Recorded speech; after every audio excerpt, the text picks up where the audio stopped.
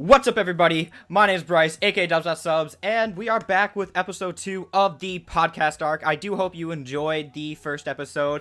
We are figuring things out. If any technical difficulties come up, again, I am sorry, but we will figure this out. But today we have a lot of stuff. There are changes with manga due to the coronavirus. There's news about Anime Expo. We have new Shonen Jump titles and many more. Also, the spring anime seasons. But without further ado, let's get right into this. Boogie, how are you doing? How you been over there? Good, buddy. Just hanging on in there, getting a lot of work done this weekend, but glad to be here, man. Thanks for having me. Yeah, no problem. Dude, I don't know, lately, I like, staying at home, I was thinking about this, maybe just because of isolation, I'm getting on some, like, weird thoughts, but I was, like, doing the dishes today, cleaning today, and I remembered, like, just my straight-up love I have for steel wool, because when I was working at a pizza place, I just, without steel wool, I wouldn't have been able to clean it, and it's just become to the point where I'm so reliant on steel wool that I'm not even able to, like, clean anything anymore. Or, like, I just refuse to clean stuff without steel wool. I don't know why, but it's just always been, like, this weird thing now. It's funny, dude. Steel wool. So you used to work at a pizza place? Yeah, I did that. That was my first job. I started when I was, like, 15. Did that for about, like, 2 years. Yeah. Never worked at a pizza place, but I've done my fair share of work in the food. Yeah, I mean, food, it's an interesting field. I don't know. I don't know if I liked it, but I think it was more the people that was just there.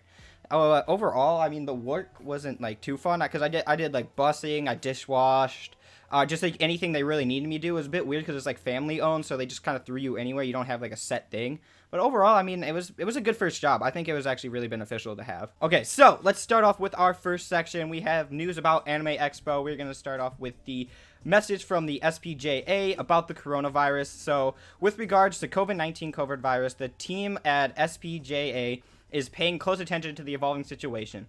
The safety and health of our attendants, partners, exhibitors, and staff are of utmost importance. Anime Expo 2020 is still planned to take place as scheduled in Los Angeles in early July, and our team is working hard to deliver a fun and memorable experience for our attendees. With that being said, the health and safety of our community is our number one priority. During the coming weeks, we will continue to monitor the situation, review the guidance by global health authorities, and consider all factors as it relates to the Anime Expo community. So this is interesting. Last week you said, of course, I think you said that it was canceled, and I looked it up afterwards, and then I found this, and apparently it's not, which I think is a bit weird to not cancel it. With, like, you have, like, things like the Olympics themselves getting pushed back a year and all this other stuff, but they decided to keep this one going. I guess it's not official that they're gonna run it. Obviously, they said in, like, the next coming weeks they'll do it, but I'm not too sure, like, the smart. I can speak on this. Okay, yeah, I go can for speak it. on. So if you guys want more information, I did a video on this. You guys can go check it out on my channel. Just type in, Boogie. The video will come right up. It's only a couple weeks. And I actually did cover this exact page that you are reviewing right now. And so let's dive into it, because you make some good points. So why are they not just outright saying they are canceling it? So I'll tell you right now, I'm living in LA. I went to Anime Expo last year. I'm very close to where they actually hold Anime Expo. Well, not very close, but as a crow flies, I'm close. But just like LA, even if it's 5 miles away, it's going to take 40 minutes to get there just because of traffic. But that being said, let's just dive into why is this lingo? Because if you look at this lingo, this is very much, attempting to tell us something while telling us absolutely nothing, right? Let's just look at, like, the first statement that they're saying, right? With regards to, the coronavirus, their team is paying close attention to the evolving situation, and that, the safety of our health attendees, partners, exhibitors, so on and so forth. That means absolutely nothing. It just means that the team's listening to. Let's dissect the second statement, right? So it's still planned to take place as scheduled in Los Angeles in early July. So let's stop right there, okay? So the rumor has it, all right, and that's the big talk around the town, is that if Anime Expo cancels it themselves, they lose out on a bunch of money. But if the city itself, if LA County or Los Angeles City itself cancels it for them, they at least get reimbursement on some of it. So they're gonna wait until the last second until the city And don't quote me on this, but this is the talk of the town, and this is why you have things like Crunchyroll Expo still saying that, hey, we're going to go ahead with this, so on and so forth. These bigger cons, not only do you have to get permits from the from the city of Los Angeles or wherever you are, this is a massive amount of money. So you're going to start seeing these, for lack of a better term, companies, because this is a company that puts together these expos. They're going to want to hold out to the last second to get reimbursed, because we're talking not just thousands of dollars, we're probably talking millions and millions of dollars. This is a huge ordeal. I'll tell you right now, no one is going to go. Los Angeles is under lockdown right now.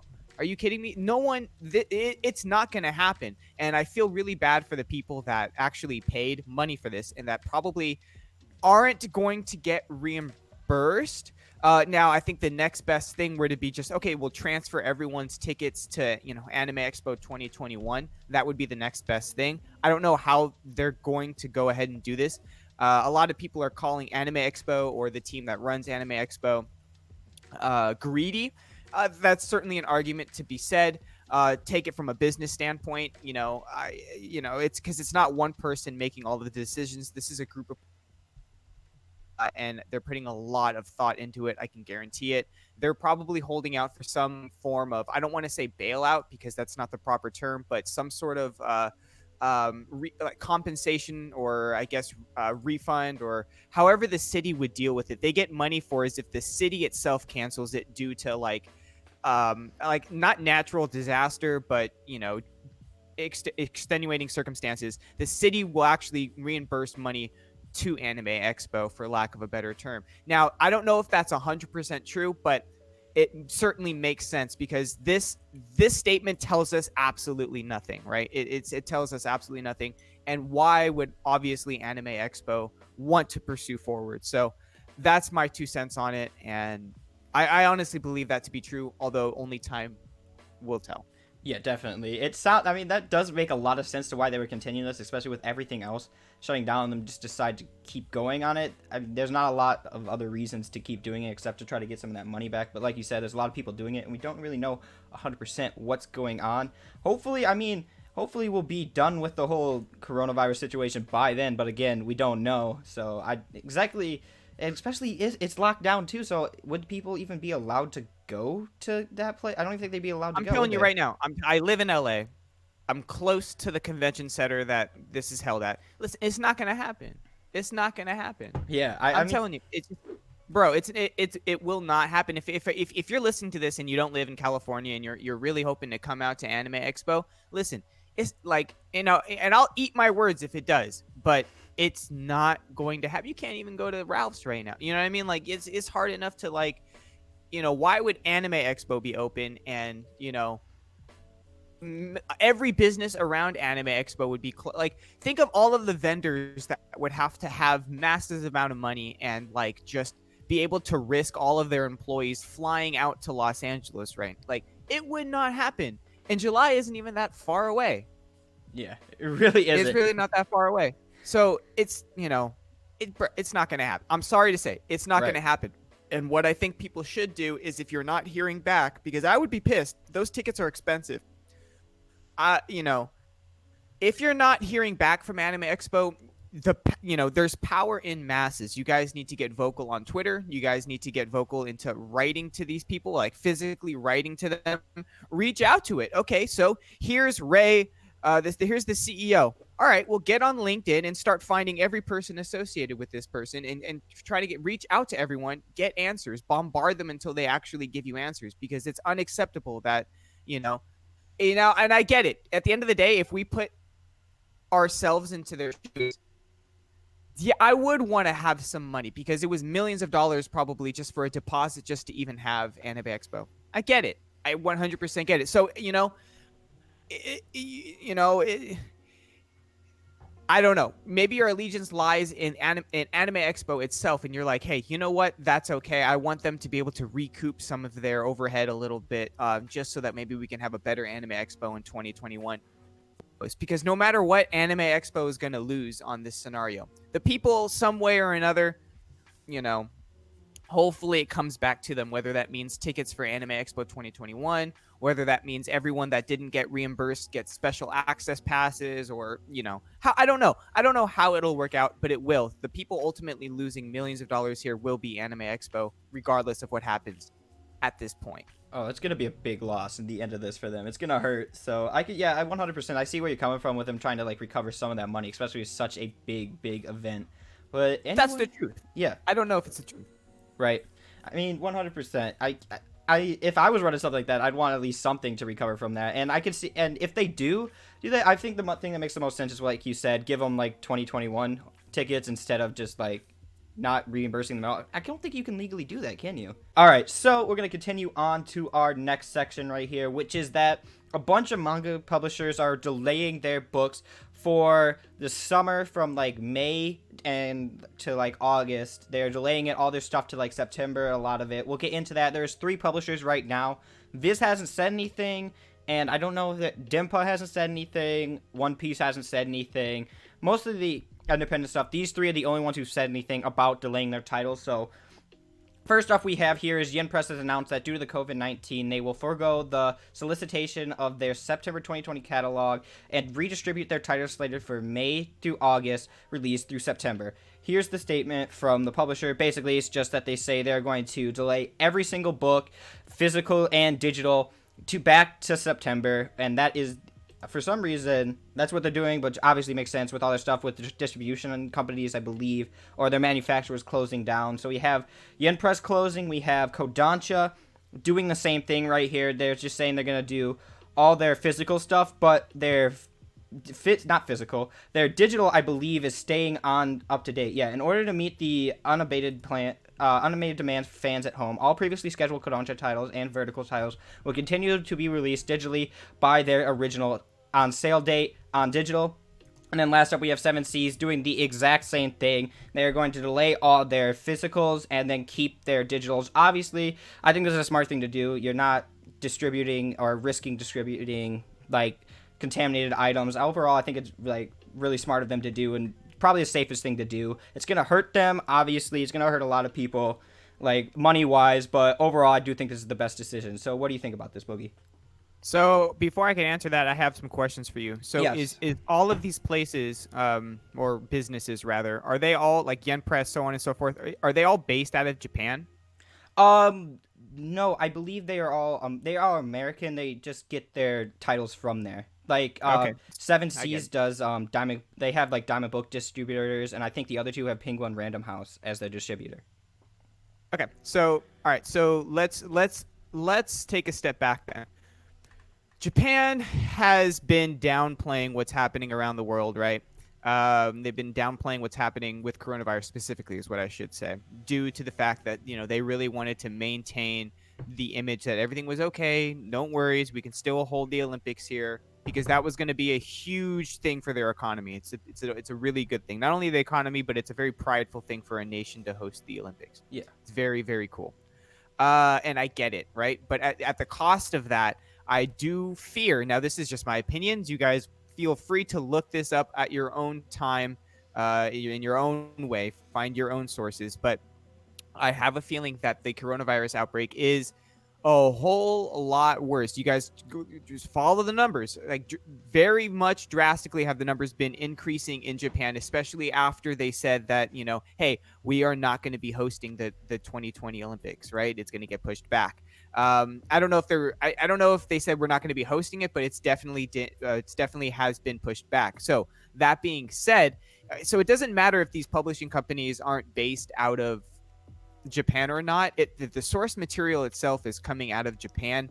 I would say, and I would reckon that we're gonna start seeing delays across the board. Okay. Mm-hmm. And I've said this in my video. If you guys want to go check it out, go ahead and check out my video on all of this. Expect delays. Okay. A lot of work and a lot of people have to collaborate to get these releases out. Not even on the publishing side, like on the actual literal content creation of this stuff, whether it be the storyboarding to drawing, so on and so forth. Like this is a big ordeal to make these chapters and to put together these tankobons and whatnot. This is a big deal. So in my opinion, I don't want to say it's going to get worse, but you should expect more and more delays to start happening. Oh It's yeah, just my opinion. yeah, 100%. And yeah, This is the beginning. I see the same thing that you said that right after they canceled like the Olympics or delayed it a year, you see like a huge spike in it, and it's 100% because they're trying to downplay it to keep that going, and like it's just a huge big thing for them, and I can understand, I guess, trying to play calm from like a country's perspective, honestly, with like the Olympics and that big of an event, but it's smart to do. I'm happy that they are doing this overall, just keeping people safe, and I really think that's all I have to say about that. Do you have anything else you want to say about it? Um, still try to support the industry. Yeah. It's that being said, because these people, let's look at what's happening, because I have always looked at manga as different than the comic industry. But realistically, if you were an investor, or if you were someone looking at finance and whatnot, they're probably very similar. Someone, especially outside of the community, might look at manga as a subsect of the comic industry. And when I say comics, we all know what I'm implying.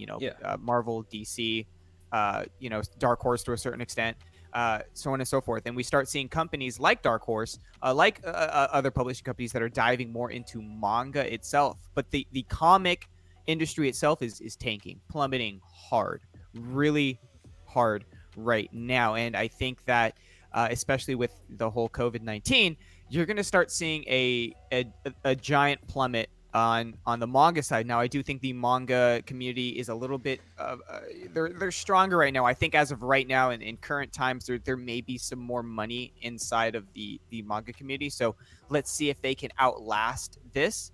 But even look at Hollywood. It only took a couple weeks of chaos for Marvel to come say out like all Marvel movies are now being delayed, 30% cuts across the board on pay, so on and so forth. And that's Hollywood. That's a multi-billion-dollar a year industry.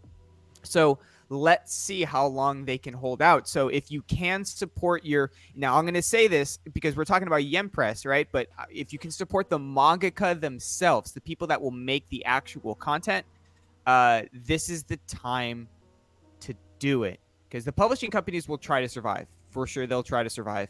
And even if they go out, other people will take their place. But it's the mangakas. If those mangakas have to file Chapter 11, that's a really bad thing, right? And this is a lot of their sources of income. And I have a feeling that a lot of people are stuck at home. Pirating may be on the increase. We have no idea. I'm not looking at statistics right now, so I don't really know. But make sure that if you are in a position to be able to support the people that create the actual content, now is the time to do that. And one way to do that is to purchase things legally through the correct channels. And that's where I'll stop on that. Okay. Yeah, definitely. And like I said, a lot of these things are still coming out on time on digital. So like you said, support the mangas. They need this more than the publishing companies do.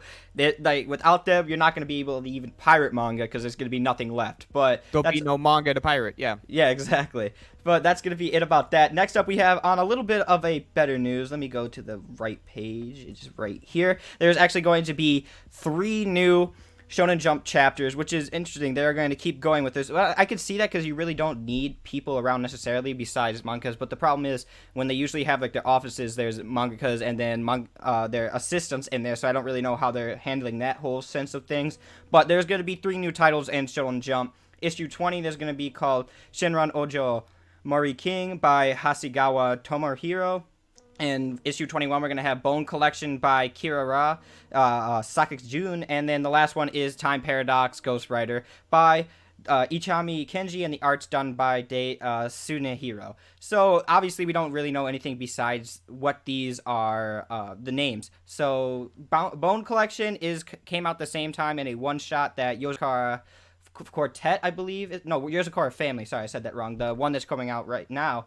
It's coming out. We really don't know anything besides there's going to be 3 new titles, which I'm excited to check out. We'll see how they do. Hopefully they do well. And Boogie, based on just names alone, do you just straight up guess which one's going to survive the longest? Out of just no blind guessing, why not? Can you list them again? Yeah, Shinran Oji Mori King, Bone Collection, or Time Paradox Ghostwriter. Bone Collection, you think so? Why? Yeah.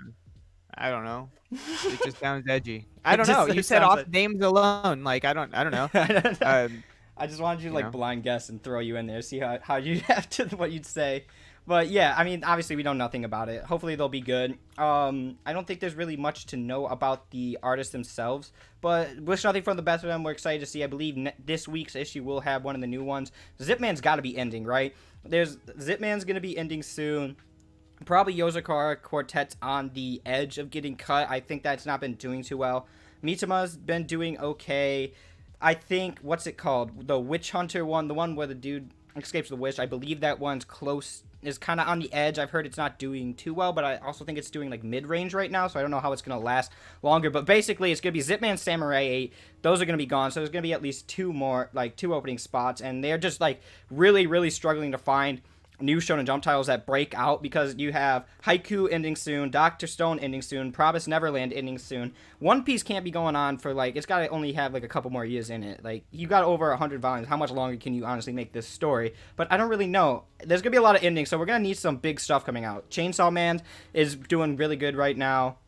Yozakura Quartet, like I said, is doing mid. Mitama, the security detective one's a ghost one. I don't remember the exact name. That one's doing good. It's doing good for a gag, like a comedy manga. Those usually don't do like really well in the issue, but for a comedy manga, it's doing its job and it's really good. And honestly, if you haven't read Mitama, that's my favorite out of all like the new Jump titles. It's so good. It's so funny, and it's just like a nice change of pace in there. That and Chainsaw Man are really, really good. But overall, I'm excited to see these. Hopefully these do well. Do you have anything else you want to say about this, Boogie, or we can move on? I think we can move on. I think you eloquently laid that all out. Oh, thank you. Use the word eloquent. I like that. So we're going to move on. Next up, Crunchyroll bought Viz Media Europe. This is basically including a lot of their French titles. Basically, what I mainly want to talk about is Kaze right here, which is France's biggest licensor of manga for French manga. So we're going to get into it right now, and that is fans have access to the largest collection of licensed anime through Crunchyroll Anime Digital Network in partnership with that, and anime on-demand streaming services translated in multiple languages for viewers worldwide. Viewers can also access simulcast top series available immediately after Japan's broadcast. Crunchyroll's service also extends to the licensing of theatrical TV, home video, and consumer product rights. Fans engage further with events, including owned events by Crunchyroll Expo, Anime Awards, Crunchyroll Movie, Kaze Movie Nights, consumers products through e-commerce and retail, Crunchyroll, Kaze France, Kaze Germany, all this other stuff. So basically, they bought Viz Media Europe, which at a time, I'm assuming they weren't doing too well if they're going to sell it to Crunchyroll, which Crunchyroll is buying up a lot of stuff. It's becoming basically an oligarchy, I believe that's what it's called, where basically you just have a few big titans in the industry, and it's very hard to break into. It's not straight up monopoly. There's not just one overlord doing it. There are other competitors, but there's very few, and it's also very hard to get into. But the reason I want to talk about this is like specifically Kaze is because being the biggest French manga publisher, there are titles that aren't in English yet. So maybe by Crunchyroll buying this will encourage that there will be a lot more English translations going into this, and hopefully this will mean more manga for us, and hopefully overall it's better for the industry. But Boogie, you had some questions, so what did you want to ask? Okay, so yeah, I think in your little summary here, you answered a couple of them. So that means that there are releases that are coming out in France that will never get because of the publishing rights. Is that more or less what you were saying? And that fact that Crunchyroll has bought this, that means that perhaps we'll get more literal manga in English. Is that what you're saying? So yeah, kind of. There's things about like popularity itself, because France is the second biggest manga place, or like place for like otaku related stuff in the world. And yeah, there is like Kaze was its own independent publisher, so they had like exclusive rights on stuff. So this could encourage stuff to actually come back into English now that they're bought up by a different company. Now, when you say come back, are you implying that it was here and then left? Oh, no, I said that right. It just come here in English for the first time. Maybe some of the stuff, for the most part, there isn't really. Once things go out of print here, they really just stay out of print unless there just becomes some weird demand. But usually we already have a licensor for that. So this would be like stuff in French that is popular over there and popular in Japan that they would translate to English for the first time. Okay, this is a very selfish question, right? Okay. Who makes, and I actually own volume 1, and I bought it because I thought it would be in English, and it wasn't, and I just ordered it just because I wanted it. Um, and I didn't know, but who releases? Is this a French release or is it a Spanish? I think it's Spanish actually. Fuck, I don't know who it is, but who does Kids on the Slope? Does this means we'll get Kids on the Slope in English or no? Kids on the Slope. Who does that? I'm not exactly sure. I don't even know if I've ever heard that. What's it? It's one of my favorite manga series, anime series of like all time. It's basically based, I believe, in the 70s about jazz. It's about jazz musicians. Okay. It's So, really really good. do you know what the But publisher was that like says it on the side of the book? I have the book and it's buried somewhere on my Oh, okay. bookshelf. Yeah, don't worry about it. I honestly I forget who does because it's not a publisher in the United States. Okay. It's not a big one, at least that I know of in the United States. And I don't think it is in the United States, and it's in Spanish from my understanding, which makes me believe it's a Spanish release. But that being said, I don't know. So, but I guess we don't know. So for me, what I think about this in general, what's the company that got bought? It's Viz Kaze? Media Europe, like overall, but I think Kaze is like a subsidiary of them. So Kaze is their name. So Kaze. So I think so. So Crunchyroll bought Kaze, Yeah. a subsidiary of Viz Media. I believe so. Yeah. Okay. They I mean, bought Kaze, business is whether it's business. This subsidiary sounds or like not. this is a business move on their part, and we'll see what they do with it. I think time will tell.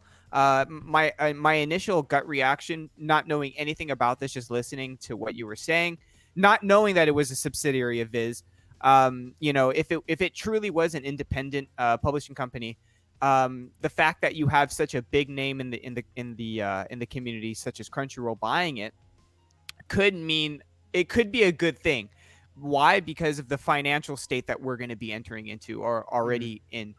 So a bigger company with more dollars to throw at this or to keep it afloat through these challenging times might be a good thing. That was my initial gut reaction of it. But That's I didn't know true. if it was a subsidiary of Viz, maybe Viz would be able to keep it afloat. I don't know the logistics behind it. I really honestly don't know. But the fact that Crunchyroll bought something smaller that was actually doing some good things and it had a name for itself. Okay, you can argue that because whenever a big brand sort of merges with a different one, there's going to be changes of leadership. There's usually people that lose their jobs, something like this. Usually, not all the time. Not all the time. I can only speak to what I've seen in real life, and typically there's changes. So we'll see if those changes will make or break this decision making. But moving forward, only time will tell. I think that on the surface, this may look like a bad thing. But as time moves forward in the financial landscape that we are in, it could be in the long run a better thing because this may be able to stay afloat longer because it'll have more dollars backing it as Crunchyroll is backing it now. So we'll see. I don't know. Mm-hmm. Yeah, and I did look it up. Viz Media Europe is their parent organization, so they are a subsidiary of them. So I would assume that Viz Media wasn't probably doing too well in the Europe. I don't know if they're like independent branches under the same name or how the whole thing goes with that. But obviously, Crunchyroll bought it. Hopefully, it will go better. And like you said, with this like troubling time we're going to be into, it's nice to know that with Crunchyroll having like being as big as they are, they have like some security knowing that manga's going to stay around. Yep, I agree. Okay, so for our last one, we have Viz announcing 3 new titles, and we are going to get into these right now. We have the first one right here called Rainbow Rao by Sam Maggs and Gabi Nam's Fangirl as their first Viz original title. The second up, we have Yukio Sawada's Super Mario Bros. Manga, a collection of short stories. And then lastly, we have the legendary edition of the box set, Akira Himekawa's The Legend of Zelda manga, which is the best-selling manga of all time in America, I believe. Super Mario Bro. 1, it makes sense, it's Super Mario, but the cover itself looks like a ripoff. But I really want to specifically get into the Viz Originals Fangirl one right here, which, Boogie, do you know what Viz Originals is before I go into this? I don't know what Viz originals are, but I know what Netflix originals are. I know what HBO originals are. I mean, I can just only guess that it's just these are licenses that go specifically to Viz and they hold the rights to them and only they can release them. It's pretty much what I'm... Well, that's kind of what they do with all their stuff. Like, all the Viz stuff is exclusively licensed to them. But Viz Originals specifically is something they started up where they had people in the West apply to this. It's basically anti-manga. So they're allowing people to submit their stuff from, like, America and try to they're gonna license Whoa, produce whoa, it for whoa, whoa, American whoa, whoa, manga. whoa, whoa. Yeah, So this, if what you're okay, hold on. yeah, If what you're describing means what I think it is, this is amazing. So this yeah, means this is opening up the doors for mangakas all over the world, specifically probably in America, is what I'm hearing. yeah. And I'm looking at the title here for Fangirl, not the title, but the author, Sam Maggs, Mm-hmm. Gabby Nam. Yes, They don't sound like Japanese names. they are not. Maybe that's racist. I don't know. No, they're not. They're not. But like, this is really exciting. Wow, I didn't know that. This is really cool. 100%. I support this. That's what my thoughts are on that. Really quickly, what are my thoughts on the Legend of Zelda? Never got into it. I think I'm okay with just the storyline from the video games. Super Mario stuff, I don't think I'd ever read that. I'm glad that some people like it though. Yeah. Okay. Yeah. And like I said, yeah, the Viz original thing is super exciting. It's been out. They announced it a while back, and this is their first title they're doing for it. So I'm so excited that they're allowing like American artists and like mangas, because this is exclusively for like Western artists. This is not like something that I don't believe Japanese artists can do this. This is specifically for Western artists to create manga and in like the Japanese style. So it's just like really cool. I'm very excited to do this. I don't know if I'm going to check it out because it's $17 off the bat. If it goes cheaper than that, because it's 216 pages. It's the base price of a regular, or like the base length of a regular manga. So that's a little steep for me to like get into, but I am 100% supportive of this idea. I think it's so cool that we're finally going to see like this door open for American artists. It's such. So I would how would I put this? Okay. So it's $17, but if everything is coming out of America, right? And it's not coming from overseas, Yeah. okay? I would now personally, like, if you have a problem, or not a problem, but if you don't seem inclined by the actual synopsis of what is it called? Fangirl or Fangirl? Fangirl, itself? just Yeah, Fangirl. Fangirl. Yeah. Just Fangirl. Yeah. Okay, so if you don't seem interested in the story, that's fine. But for the price point, I guess I can understand it. We're in troubling times, but I would urge people to support it at full price, because this is, especially if you're from America, this is a really good thing. Yeah. And the more things like this that become popular, and how does something become popular? It's dollars. It just has to be dollars. It's not. You can tweet about this all day on Twitter, but if it doesn't make money, things like this won't happen. So I would urge people to support American manga. This is really, really exciting. Now, I can also see the argument for this is like a Japanese, thing, and are we taking business away from Japan, and so on and so forth.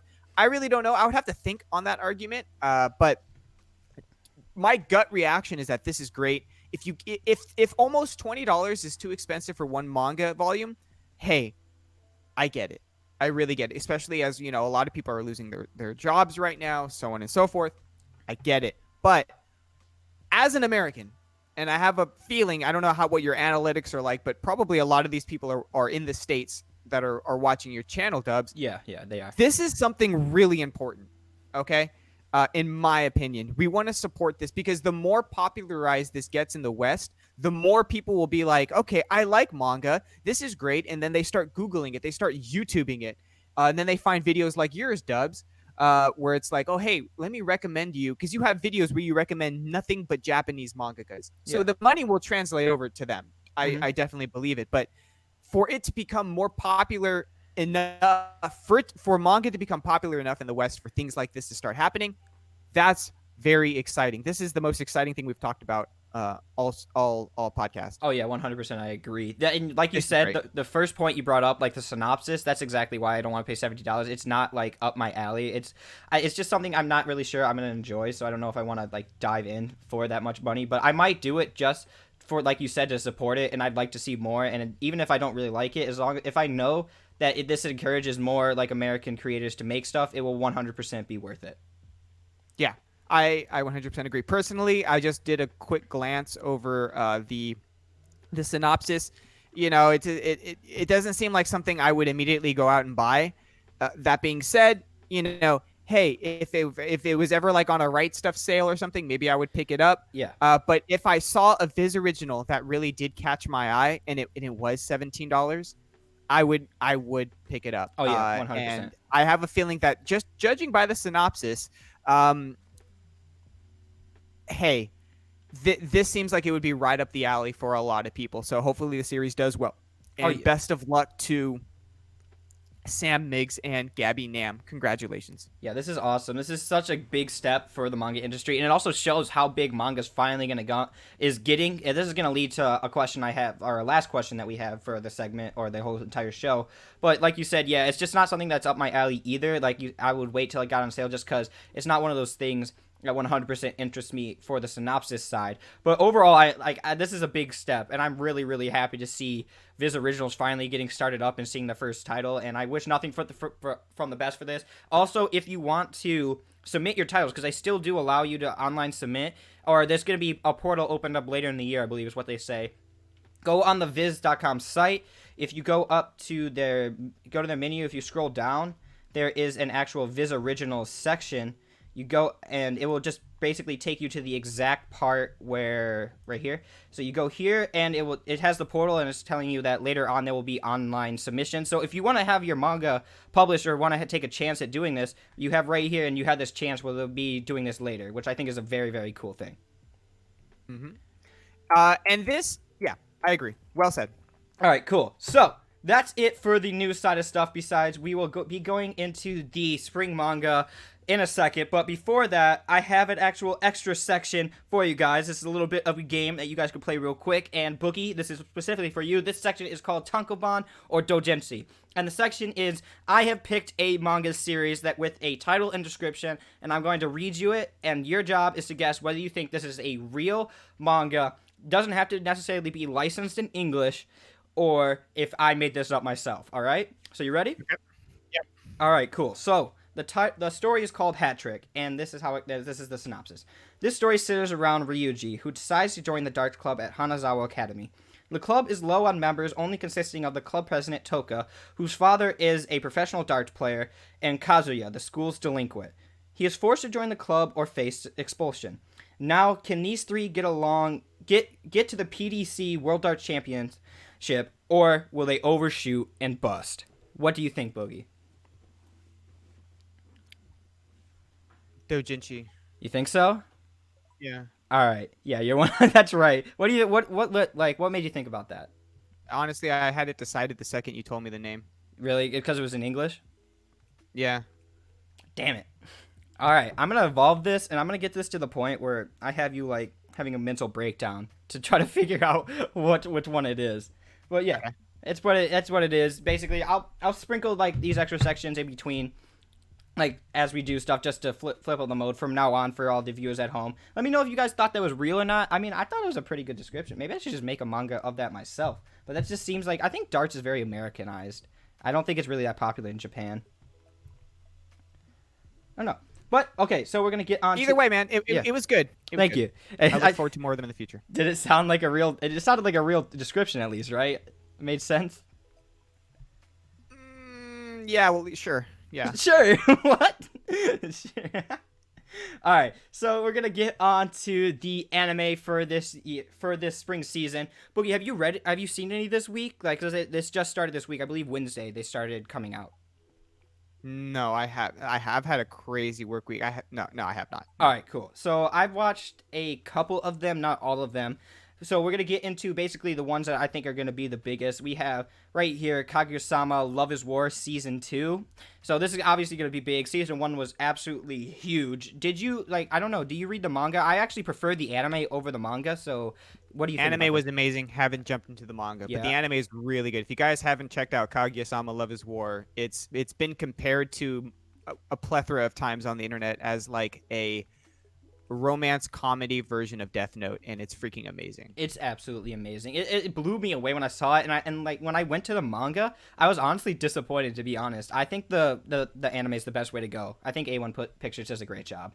It just had very rare. I shouldn't say very rarely, but it is rare for me to outright laugh out loud during a an anime, and a few times I caught myself doing that, during Kaguya-sama. It's Nice. really good. It's It's really, so and good. the story is honestly like, you know, Oh, I it's can't wait for them to get together. Like it was great. you want So them to. You just want them to you want them succeed. to, Yeah, yeah. they make great. They're great characters. So next up, we're gonna get into Tower of God. This is actually a webtoon. This is part of the Crunchyroll originals, which is basically just Crunchyroll's thing, exclusive rights thing. They basically slap their name on there, like Funimation original or Funimation exclusives do. So this is the description right here: is reach the top, and everything will be yours. At the top of the tower exists everything in this world, and all of it can be yours. You could become a god. This is the story. This is the story of the beginning and end of Rachel, the girl who climbed the tower so she could see the stars, and Bam, the boy who needed nothing but her. So I watched the first episode of this. This actually has episode 1 out already on Wednesday. I'm interested to see more of it. I did check out the webtoon like way before it, and I did not like the art for it, and it felt kind of janky. But Telecom Animation, who's doing this, they do a great job, and I really, really like the art style in this compared to the other one. And I think the introduction of how they switched up how he got there and just basically some of the plot lines, they switched it up to make it more coherent. I'm definitely excited to see more of this. Have you heard of Tower of God? Of course, I've heard of it. It's hard to be on Twitter in this community and not hear of it. But I don't. Excuse me. I haven't. Yeah. No, I don't even know. I haven't even given it like the light of day. Right. To be honest, I'm like reading. I'm super super busy, and there's obviously a lot of series that gets recommended to me too down in the comment sections. This is one of them. But no, I have yet to even check it out. It's on my radar, but barely, to be Right. frank. Yeah, I mean it's okay. It's basically like an isekai, just a you're just climbing top. I think there's levels to it, and you get to the top, you make any wish, just basically. I think there was another show like that, but overall, I mean, it's okay. It's got nice art, and I'm excited to see more of it. But I definitely have more time than you because my work was non-essential, so I can understand why you want to check it out. And to be honest, if you miss it, I don't think it'll be the end of the world. It's just gonna be like maybe the big thing for this season, and it'll just disappear. But anyway, next up, we're gonna get on to, if you know my channel, you know this series, and that's Glepner. We're gonna get into Glepner right now by Pine Jam, and the story goes, or the synopsis goes, Suichi Kaguya is an ordinary school kid in a boring little town. But when a beautiful classmate is caught in a warehouse fire, he discovers a mysterious power. He could transform into a furry dog with an oversized revolver and a zipper down his back. He saves the girl's life, sharing his secret with her.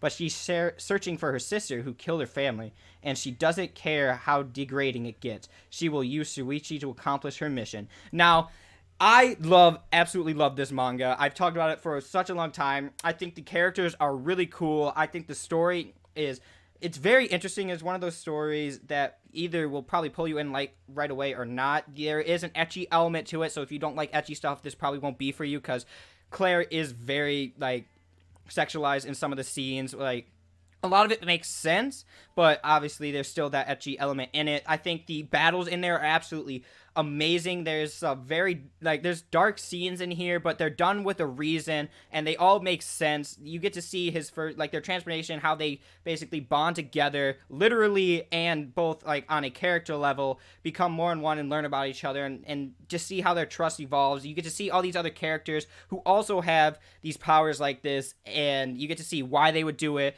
what they're trying to obtain. There's a lot of looking into the evil side of humanity and what you do to attain everything, which is a concept that's been explored before. But I think the way this manga does it, and hopefully the anime will do it, is fantastic. I am worried about Pine Jam though, because I believe the only other series they have is Just Because, which is a slice of life. So I don't know how they're gonna do something that's over the top and gritty like this. But I'm hopeful. I'm just really hoping that it's gonna be good. So Boogie, have you heard of Glepner, and what do you think about it? Yeah, I've heard of Glefner, but that's about it. That's as far as our relationship goes with that series. Haven't checked it out. Don't really have any plans to check it out anytime soon. Although I've heard good things about it. It's just I'm incredibly busy right now, and I have series that I'm like trying to burn through, and it's gonna take me a while. My back catalog is pretty crazy right now. But hats off to those people that are getting the anime for it right now. That's pretty cool. I may check out the anime before I check out the manga. Just throw an episode on while dinner's playing or dinner's cooking.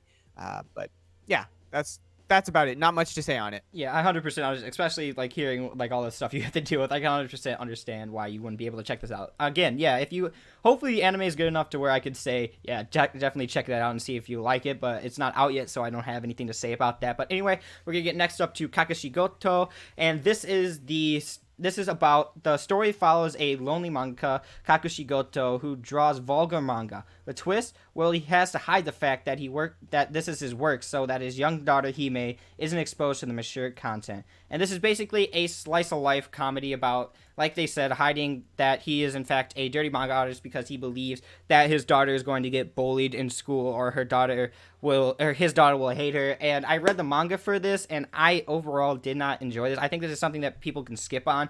It's very boring.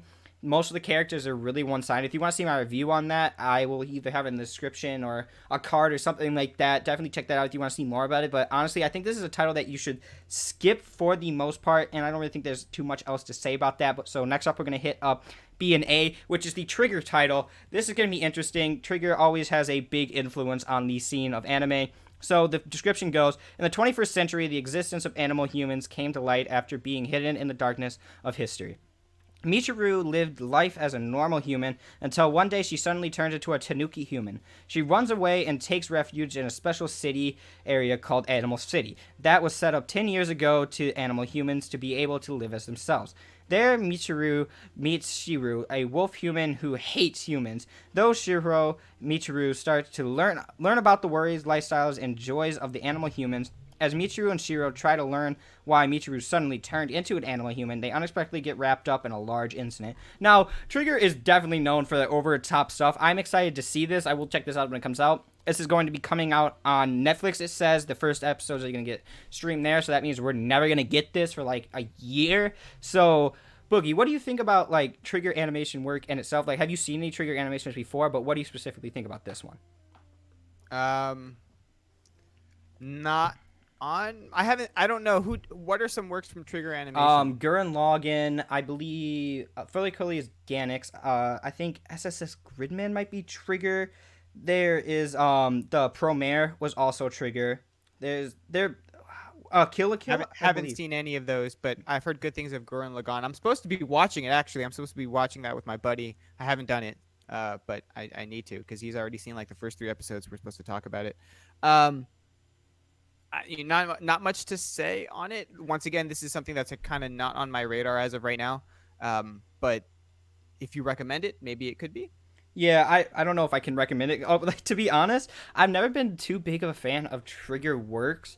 I try to watch a couple of them and I've just not got into them yet. I need to finish Gurren Lagann like halfway through. I think it's an okay show, but overall I just think Trigger's overhyped for what they are. It's not too, I don't know. They're good. I respect what they do, but it's just never been something for me. I'll definitely check this out and give it a chance. I do want to like Trigger because it's so popular, so I want to find out the reason why they like it. It's always a lot of just over the top action with crazy characters, and I've just never been able to like grasp it. I don't know. It's just never been 100% my thing. I'm excited. I am excited to check this out because hopefully it'll be the Trigger title that makes me flip the switch and then see why everybody likes it and then get into it myself and check out the older works. So next up, we're going to get into Sing Yesterday for Me, and this is a story about Keitome, 18-year-old youth ensemble. Classic gets its long-awaited anime adaptation.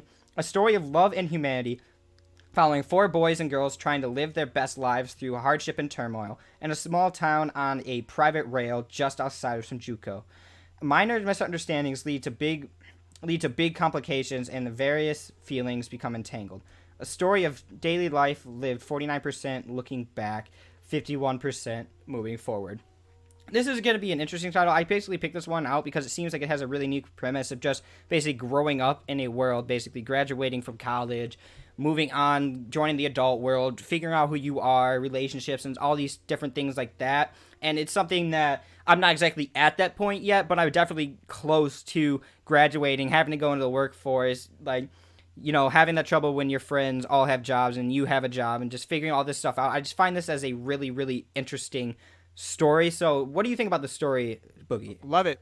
I love the premise. First time of me hearing it as of right now, and I'm for me, I think it's a win when you see anime that's or manga or anime, however you want to put it, that isn't about like some guy in middle school going into high school or something like that.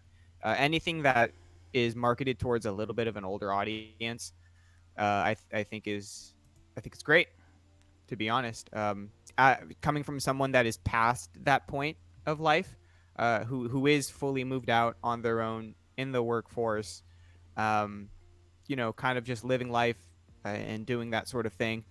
This would be interesting to look at, personally. So this seems like it would be more or less up my alley. I think it's great. Hopefully they take a more adult approach towards certain problems and conundrums that appear in that phase of life. Especially maybe introducing characters that, let's say didn't go to school. Okay. Or following tropes in real life and interacting with people that are taking more examples from real life. We'll see, but sounds interesting. Yeah, 100%. I would definitely check this one out. I'm excited. Like I'm really excited for this one. It's like you said, older and a demographic is really, really appealing to me, and I'm excited to see how this is going to turn out. So next up, we have Ranman, which is, in my opinion, my blind guess. Obviously, I have no idea, but I think this is going to be the biggest one in here, and I'm going to get into why in a second. So right here, the synopsis is, the story is set at the end of the 19th century and on the eve of the next one. After a certain mishap, the brilliant but socially inept engineer, Sorano Apre, family name first, and the shrewd but cowardly samurai Ishiki Konsame find themselves drifting on a boat from Japan to America. Broke, the two decide to compete in the Trans-American Wild Race to win the prize and return to Japan. The two battle crazy rivals, outlaws, and the great outdoors itself as they race through in the Wild West from the starting line in Los Angeles to the finish line in New York in a steam-powered car they built. So the reason I think this is going to be so big, specifically in America, obviously it has an American setting. It's got racing, it's got high action, it has this really unique art style. PA works from the trailers, makes it look absolutely outstanding. It's going to be a cool look at how Japanese people see America, and especially in older style, like the turning of the century of the 19th century, like it says. And just this cool race. We get to see steampunk-inspired cars. It's going to be a very, very interesting adventure. So what do you think, Boogie? I think you spoke well right now. I'll just, that classic, what he said. I think you did a good thing. Yeah, 100%. I'm excited to see what I'm this excited for it, especially for the Japanese perspective on Americans.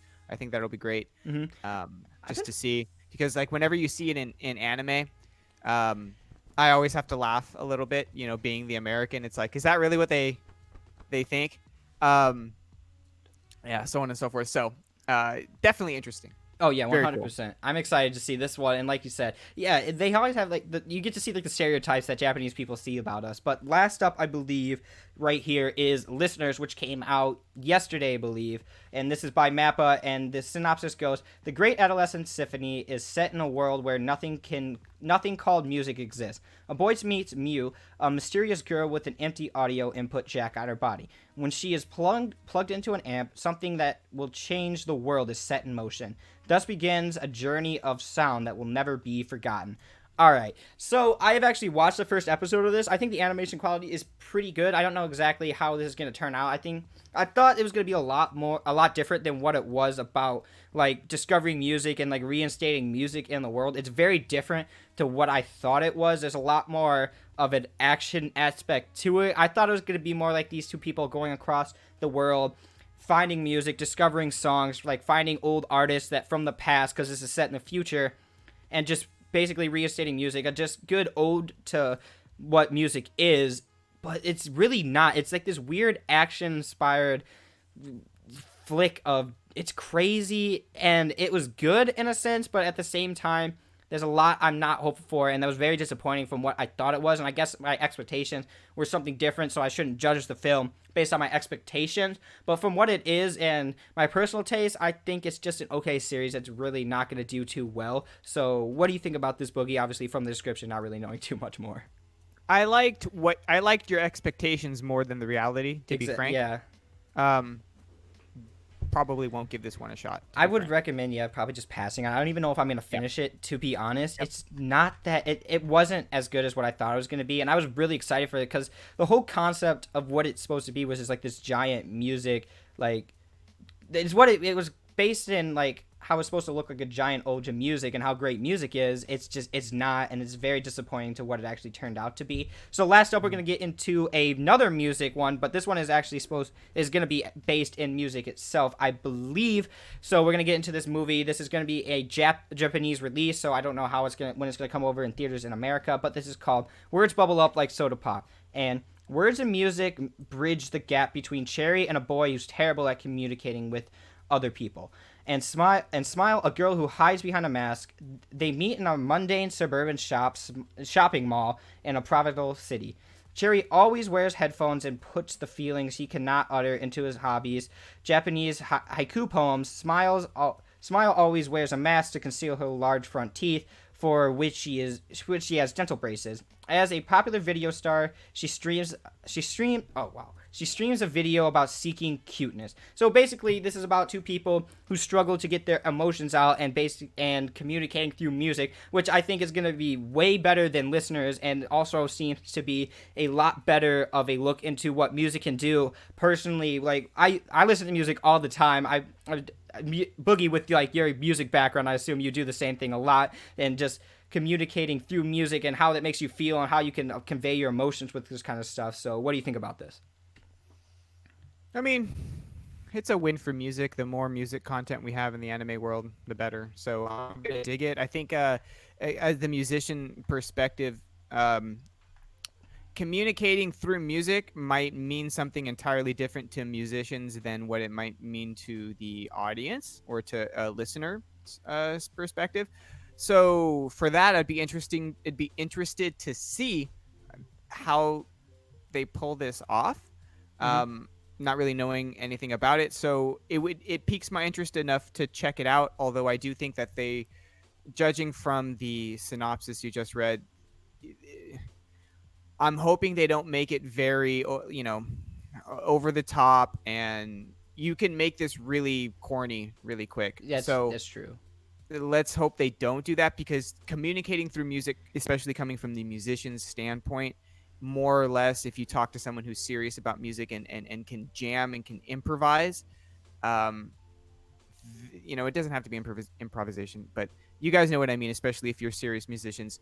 This is sacred time as a musician, especially with someone else. So if they butcher it, there's going to be a backlash from the musician community. But that being said, maybe the perspective of the listener, which is probably, more of an audience anyways, might like it. So we'll see.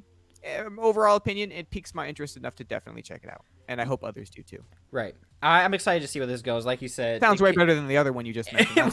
It's 100%. It seems way better, and I hope it is. I don't know. I think lately I've been way more into movies than I have actual like shows.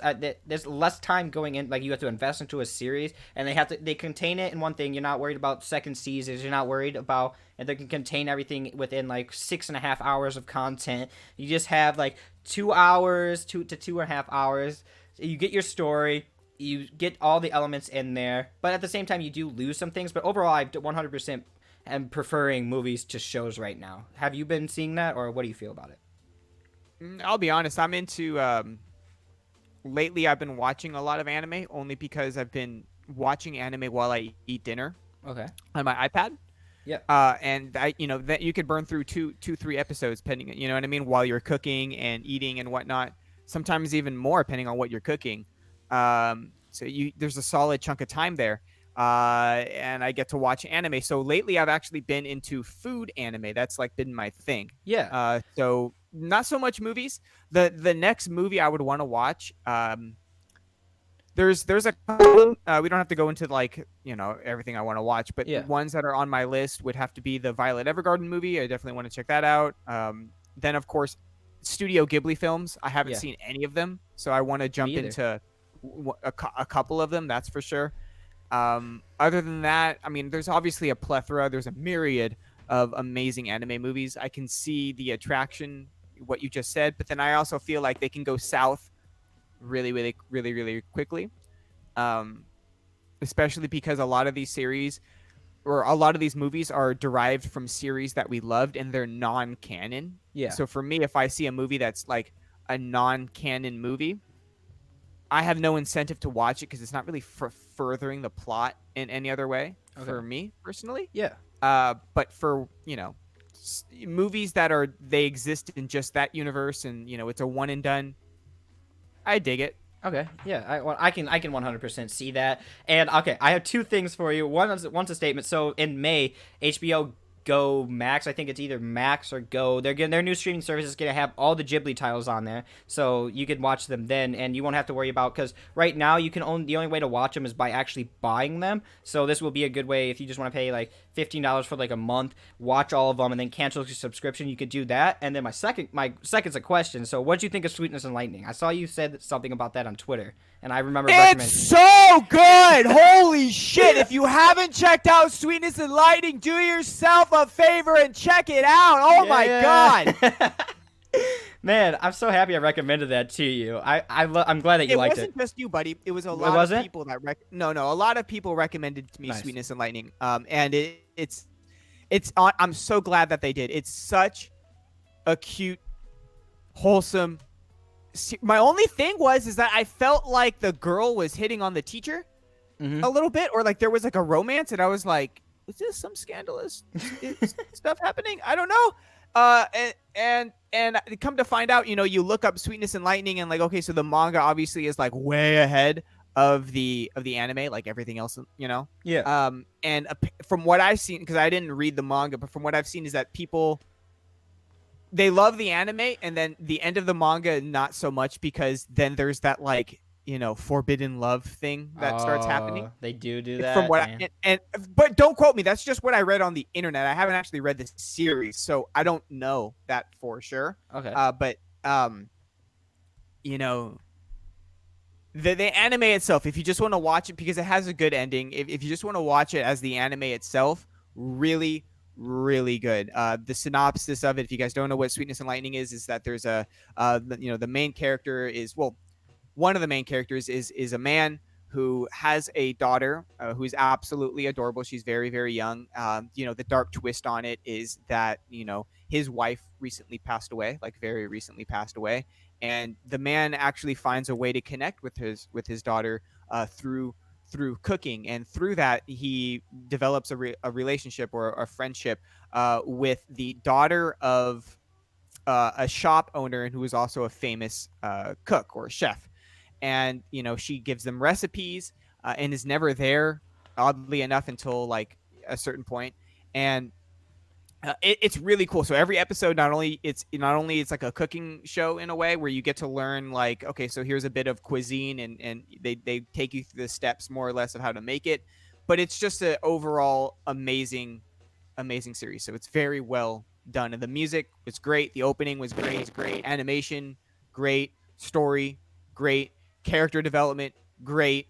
Overall, really good. One of my favorite cooking animes, food animes of all time. Very good. Yeah, that's awesome that you enjoyed it. That's cool. So we're going to get on to our last question, which is the shower thoughts section. And this question is for both of us, mainly directed towards you about it's just opinion based. Obviously, we don't know what's going to happen in the future. It's just fun to kind of think hypothetically. So do you think manga will become mainstream in the West? And I guess before we get into this, we probably should describe what mainstream is. So do you have a step, like what would you think is mainstream?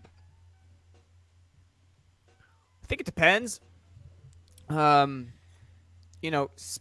Speaking just from the business standpoint, mainstream would probably be anything that's over like, X amount of millions copies sold. Yeah. Probably more than 7, maybe more than that. Okay. I honestly, I don't know, but if coming from the financial aspect of it, I would classify anything, just financial speaking, because you have to have the sales to back it up, right? Because we all have series, that we love and that are really good, but that will never be mainstream, just because like there's no money in it as of right now. You're never going to see like something. We can all agree that My Hero Academia is mainstream. You can go into Walmart, or you can go into Target. You can go into Target and buy a poster of My Hero Academia. You can go into stores that traditionally don't sell manga volumes, and you might be able to find some sort of My Hero Academia merch, One Piece merch, Naruto merch. these bigger series, you might be able to find it, right? Um, that being said, from the financial aspect of it, they're gonna have to be not only big in Japan, but like realistically worldwide, and we're talking mainstream in the Western audience too. So that's that's a really hard market to break in coming from the anime. But we'll get to that in just a second. But mainstream financially is going to have to be way more than 5 million copies sold. Yeah. It's going to have to be a lot, because like let's take who is at 5 or 6 million, like Dr. Stone, nowhere close to being mainstream. Mm-hmm. Even though a lot of people know that title, every person listening to this probably knows the title Dr. Stone. You may have already read it, but it's not mainstream. There's no way it could be considered mainstream. And 5 million copies sold, that's a solid chunk of change. Like, that's nothing to scoff at, right? That is a solid chunk of change, but it's nowhere near the Titans, right? Literally a Titans is nowhere near Attack on Titan. Yeah. So but then from the other perspective of it, I would say a good perspective would also be like other streaming, it being really popular on other streaming platforms in America, right? So if you start seeing numbers of a series like the anime start to skyrocket in Western audiences, so Canada, America, the UK, so on and so forth, things like Attack on Titan, where your brother's homie might know Attack on Titan that doesn't even consider it anime. They just think it's a cool show. Or your mom, not your mom, but the proverbial mom, knowing what My Hero Academia is, or recognizing Deku's face, even though she has no idea what that character is. She recognizes that face. Perhaps a series permeating the culture into meme society, with the whole Area 51 Naruto run. Mm-hmm. That's now been on the news. That's now a huge thing. Everyone knows what it is. So it's culturally ingrained in us now. One Piece, I don't even have to it's about to outsell Batman. Should I say any less? Need I say more, rather? So for me, for it to be mainstream, not only do you have to have the numbers to back it up, but it needs to be ingrained into the culture to a certain extent, where people that don't know a lot about anime, or that really just don't dive into the society, would even be able to recognize the main character by face, maybe not by name. Maybe they don't know Eren Yeager, but they would recognize, him crying again or something. You know what I mean? Like, mm-hmm. They just be able to recognize the main character's face, or someone from the, someone prominent from the anime or the manga series. That's my input. Okay. Yeah, I think that 100% makes sense. So now to follow up with that, now we've kind of given a definition to mainstream, or a loose definition of it. Do you think that manga will be able to reach that in the West? So I get this question asked a lot, dude, a lot. Whether it be in my live streams, whether it be on people's podcasts, whether it be on like you name it, yeah. Right? I get this question asked a lot, and every time I ask it, my answer relatively stays the same, but then it constantly evolves. And where it's at now, where my mentality is now, is that one way it's going to blow up in the West, and this is just my opinion, y'all can disagree this way to Sunday, but one way it's really blowing up on the West, and it's going to continue to blow up, is literal content creators on YouTube. YouTube is a huge platform. Huge. Name another platform that is getting billions of views a day. Yeah. Name one. Name one. Don't worry. I'll wait. It's just not happening anywhere else. And the more successful creators we have in the community that break out of the anime community too, that people are just following them as a creator, not even just for like anime and manga content. This is where we're going to start seeing series really, really blow up, in my personal opinion. All right. And here's an example. We have and this is the small, tiny example of what's to come in the future, in my opinion, where we have creators like Nux Taku messing with my anime list just because he has the audience to do it. All right. Now, imagine when you start seeing other creators blow up, they start becoming bigger and bigger and bigger. This is only going to help push the movement in the West. And I honestly think that we are headed in a direction of it becoming more and more popular. You're going to start seeing more streaming platforms bumping more and more anime onto their their streaming platforms. Let's just take a look. Let's take a step back, and all of the Marvel movies are delayed. We've already gone over that. You're seeing Hollywood taking a huge hit right now. And yet we've already discussed several releases of anime movies that will probably be doing okay in the near future. I honestly see more American companies in the future throwing more dollars at anime, and hopefully that will translate to the actual source material in the manga themselves. And we've already talked about, okay, so anime is at a point, and this could be experimental on Viz's part, and Viz has been known to be leading the charge on let's say forward thinking in the community. A good example is their subscription that they offer for $1.99 a month. You have access to the Viz vault. That's very forward thinking. Who can compete with $1.99? And now they're doing now they're premiering a Western audience who's going to have a large, let's just take these authors. Let's take just the one we were talking about earlier. If their Twitter, and if they get like 35,000 followers or X amount of followers, right? And a lot of them are American. Okay, already that's a window into the community, and that's going to translate over to more people finding more manga series, Japanese manga series. I think that's beautiful. And Viz is already recognizing that the market is big enough so they can invest some dollars into this and have their Viz originals. I think that's absolutely amazing. But I do think that a huge part of this movement lies in YouTube itself and content creation. Now, it doesn't have to be just YouTube. It could be Twitter or wherever people are creating content. I'm following several people online on Twitter who are, they're in the anime community, but as like Twitter people. I don't think they make content on YouTube at all, yet they're promoting all of these anime series. I think we're headed in a direction that it's going to be a good thing. I just watched.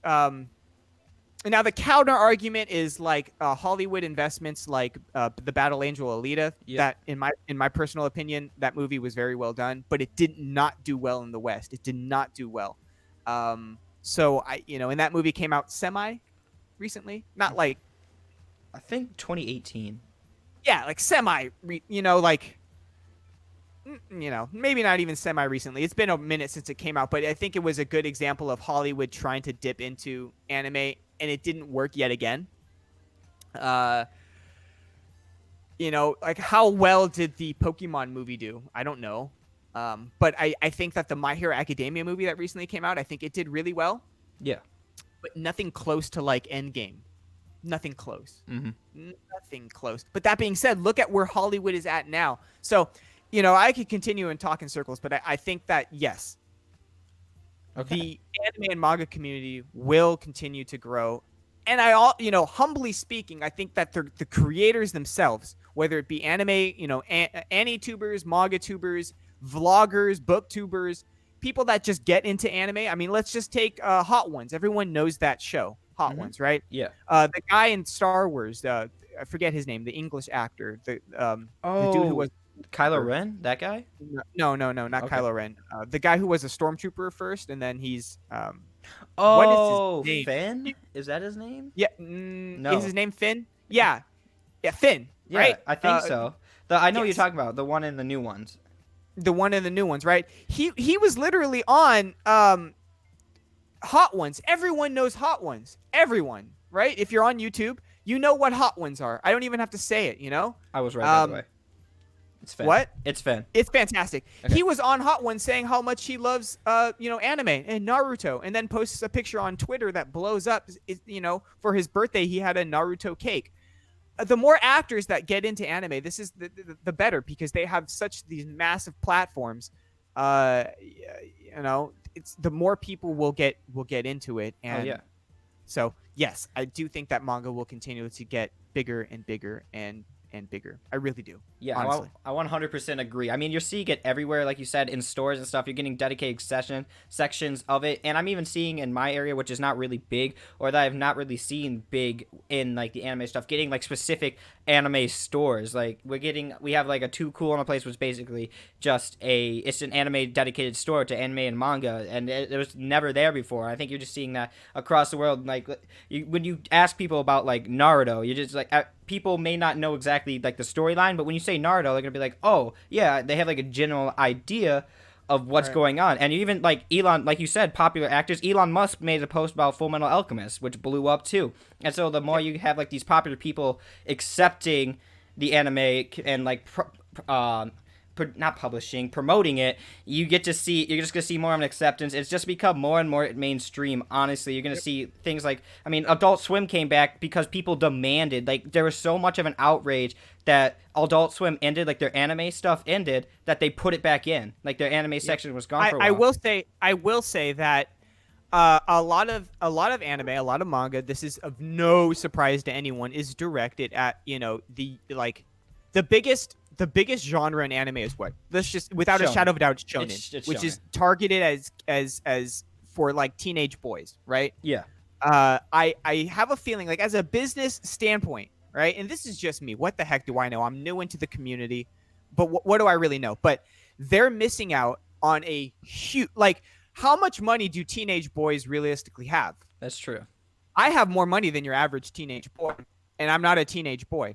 So I have a feeling, you know, and this is just me. Maybe this is ignorant speaking, but if the market is to get bigger, you need to start marketing towards the adult audience, the bigger, you know, the older people that have debit cards, credit cards, you know, that can actually go buy things without having to rely more or less on their parents.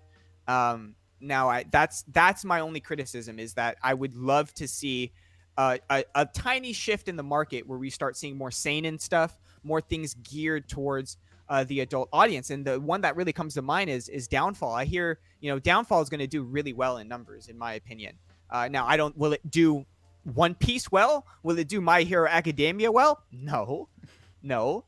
But I think it will do well. And another thing is that seinens just by themselves, when was the last time you saw like a really successful seinen in, you know, a weekly release?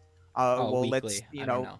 Maybe Tokyo Ghoul. I don't know if you can really classify Chainsaw Man as a seinen, but it's pretty much a seinen, even though it's running in Shonen Jump. There's been like certain chapters where they can't even publish it on the app. Like you have to go to the site, and it's 18 plus. So what's that manga that isn't available? It's only available online, but it's a seinen. From Shonen Jump? I don't know. It's not. I don't know if it's from Shonen Jump, but everyone talks about it. They want me to check Guardian. It's not Guardian. Are you talking about Blades of the Immortal, Vagabond, Kingdom? No. Kingdom. Okay, Kingdom. Yeah. That one's really Kingdom. popular, and it's not available in like an official release in English. There's a new season coming out. Oh, really? Season 3. Yeah. So, but anyways, long story short, I agree with everything that you're saying. Although I do think that there's a lot of room for improvement, and I think that if they were to start to market it, because all the millennials now are getting older. Yeah. And we grew up with this stuff. The millennials are the ones that had the Saturday morning cartoons with Naruto, Shaman King, One Piece, with all the 4Kids stuff, you know, so on and so forth. We grew up with it. And I would be interested to see how many millennials are buying manga versus any other generation, right? Generation X, boomers, Zoomers, you name it. Yeah. Like, what would be the numbers on that? And I would wager, this is me not knowing, I'm not looking at any statistics, I'm not, you know, this is just me freeballing it, but that I would bet that millennials are dropping possibly the most money. And as we think get 18 older, to 24 is the most popular. Like, I think I've seen that being the most popular. I'm not 100% sure, but 18 to 24 I think is the most popular. So if you're 24 right now, you're a millennial, but if you're 18 right now, you're a Zoomer. All right, so it's probably the older Zoomer generation and the younger millennial generation is that demographic that you just explained. And if they started to market towards the older audience, you're opening up a huge market, ridiculously huge market. And it's just my opinion, but you know, whether that means more, I don't really know what that means. But you know, in my mind, the main character is not in high school. You're dealing with more adult problems. You know, certain anime tropes would have to change, obviously, because you know, how would you have like the high school love trope Hmm. type of thing if it's, you know, geared towards like the older audience? You know, and obviously people listening, there's huge flaws in my logic. I understand. I'm only, you know, postulating here. I'm only, you know, hypothesizing on how they can open up, you know, more towards a Western audience. But yeah, yes, Okay. the Yeah. community will grow. Yeah, I 100%. 100% agree. Yeah. But I would love to see more stuff marketed towards adults, people that have actual, you know, quote unquote, you know, the taboo word, or the taboo words, with the 2-letter word, which is, you know, disposable income. Yeah. I don't see a lot of teenagers having like disposable income. I don't see it. And even people like, let's say in your shoes, who are like, okay, well, I'm gearing up to like really transfer different parts of life now, where it's like, maybe I'm looking to move out of the house soon. Maybe I'm looking to, you know, I'm going to graduate college and so on and so forth. And you're still buying manga. You're only going to get older, buddy. Right. So that market, you know, and your interests will change. So that's what I would love to see. I would love to see an audience or more manga, a lot more anime geared towards the adult audience, because that's who's buying subscriptions to Netflix, HBO, Hulu. It's them. Yeah. And if, you know, if it's kids that are watching them, it's their parents' credit card. You understand? So Yeah. that's my thoughts. Okay. Yeah, I could 100% see that. And like with the older demographic, you're gonna, like you said, with the money about that. But also, I think they're like with the younger generation, you're getting a lot more things where reading is gonna become less and less of a thing for them, because the attention span wise, they just don't care. It's like not really the thing right now. So like older generation, people who are like not into like, you know, like all into TikTok, all into like just like on the things online, don't really care about reading. You're gonna see that a lot more, like you said, in the like the older millennial or younger millennial, older Zoomer kind of bracket, instead of people like you said, the teenagers, which is gonna be more of an anime side thing. I believe that they would be more into and more inclined to actually like check out, because less time to invest. You can have your parents' credit card, and it's less of like a thing to convince your parents, like, oh, let me watch this on Netflix, which my parents already have, versus let me ask my parents to buy me volumes 1 through 30 of One Piece so I could start reading the series. There's a lot of different things to go in there, but I 100% agree with you, and I think anime will become more popular. That is it for this section. Do you have anything else you would like to say before I go on to the outro? No, that's it. Thank All you. right, cool. Yeah, thank you again for coming on and being on with me. Thank you all for sticking around and watching this whole segment. I hope you enjoy this video. If you do, please show some love by giving a like. Go subscribe to Boogie. He is a great guy, great content creator. Check him out if you definitely haven't. Thank you so much. Thank you guys all so much for watching. I appreciate you all for sticking around. And as always, I will see you in another video.